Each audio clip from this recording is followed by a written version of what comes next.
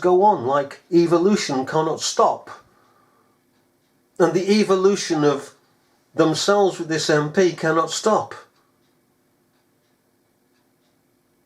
You need to separate. Touch not the ungodly thing. Be ye transformed by the renewing of your mind. Don't go the way of these vagabonds, these dirty, posh, posh knobs. Don't touch them. Don't touch them. They're only fit for burning. What the heck are we going to do with these people? They're only fit for burning. There's nothing moral about them. They're as godless can be. They fight against God. They fight against truth and honesty. And what it is to be a true human being. They have no concern for anything about themselves, what they can grab for themselves. That's the way of the world. They don't care. Pragmatism is with them. They'll do anything. Their ethics are social ethics, whatever feels right at the time. And they call it nowadays a moral compass. And with a moral compass, of course, they're only pointing two ways. They're either going west or south. And most of the time it's both. Everything's going west and everything's going big and south. That's how it is. So this is the world that we have to contend with. Which is a topic, again, that neo-evangelicalism or Arminian neo-evangelicalism doesn't tackle. It doesn't want to. It wants to keep people in ignorance. And people want to know, what do I do with this world? What do I do with this world? How do I deal with this world? This great influence that is placed upon me by the world, to respect the world. You don't respect the world. You stand free from it. You're free men in Christ. And being free men in Christ, once you get to that position, you then realise that you inherit the entire world. Because the entire world is yours. You can do with it as you like. You can dismiss that fella, you dismiss him, you can accept him. But the world, you see, hasn't got this victory. Because it's embedded in the world. The world, it's knitted. And it's the same with those who profess to be Christians and have not either grown up to the full stature or are continually wedded and never will grow up to the full stature of the true man in Christ Jesus. But once a person has matured, like wine, they can stand there and the world is theirs. The entire world.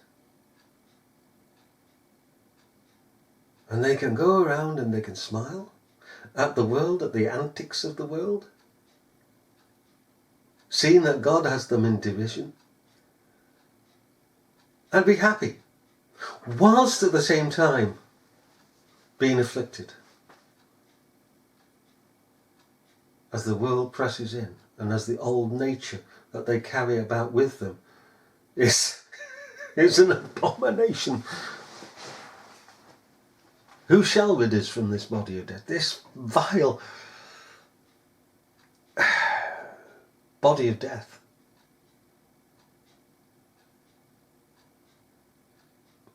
But at the end of the day, it's the balance, isn't it? It's a balance. It's a balance.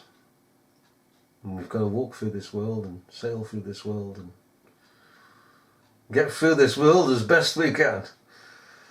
As best we can.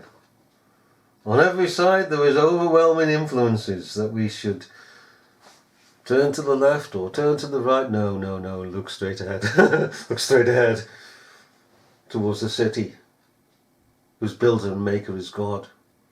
That's what we should do. That's what our focus is. The stuff to the left and the right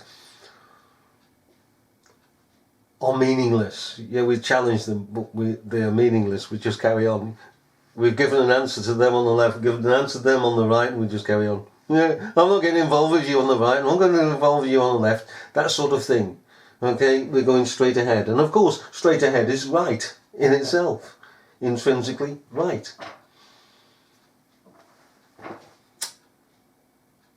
It's a funny old world, and it's one we are forced to travel through on our journey home. And we shall arrive home with songs and joy upon our head. I love the one in Isaiah 35 and elsewhere of the children of God. 50, where the ransomed of the Lord shall return unto Zion, isn't it? With songs and everlasting joy upon their heads.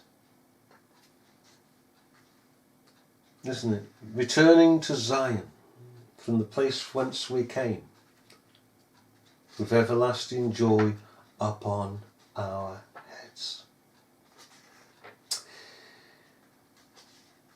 So it shall be. So it shall be. The ransomed of the Lord shall return and come to Zion, with songs and everlasting joy upon their heads.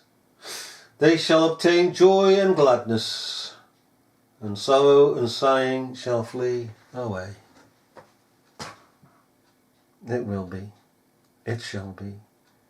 It is written, and it hath been played out in the mind of God before we ever came into this world.